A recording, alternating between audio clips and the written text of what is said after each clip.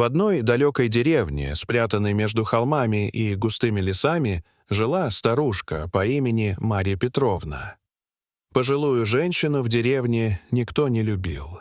Местные дети смеялись над ней, обзывая ее старой колдуньей, а взрослые часто сторонились, шепча за ее спиной.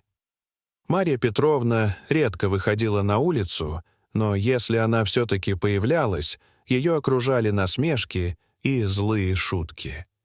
Из-за своей скромности и старости Марья не могла постоять за себя, она лишь молча принимала все унижения.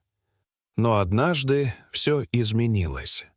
Как-то вечером в центр деревни приехала машина с мигалками. Это была большая черная машина, от которой исходил такой авторитет, что все замолкли, увидев ее. Сюда обычно не заезжали такие автомобили, и местные жители начали шептаться между собой. Неожиданно из машины вышел высокий мужчина в форме. Это был генерал полиции, прямо с командного состава, в полном облачении. Он был с серьезным выражением лица и пошел прямо к дому Марьи Петровны. Всю ночь на следующий день деревня не могла прийти в себя от шока. Оказавшись перед старушкой, генерал поздоровался с ней, выразил благодарность за ее воспитание и честность, а затем пригласил ее в дом. Он был ее сыном, и никто, кроме самой Марьи, не знал об этом. Марья Петровна никогда не хвасталась своим сыном, никогда не рассказывала о том, как тяжело ей было, когда он уезжал в большой город, чтобы сделать карьеру.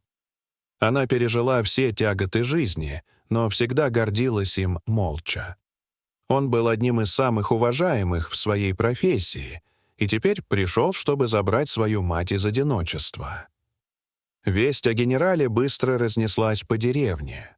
Удивленные и растерянные жители начали снимать шляпы и опускаться на колени перед старушкой, прося прощения за все те годы, когда смеялись и издевались над ней.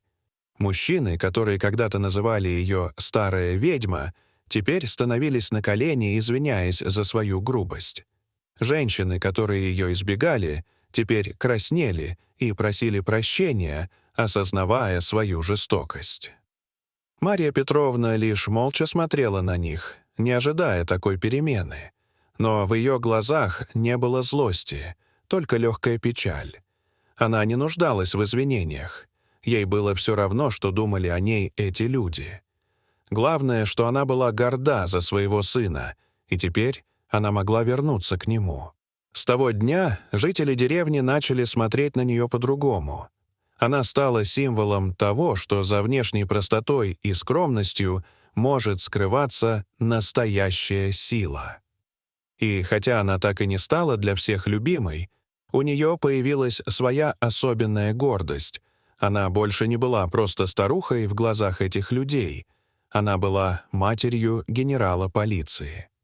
Дорогие зрители, если вам понравилось это видео, то ставьте лайк и подписывайтесь на наш канал. До свидания.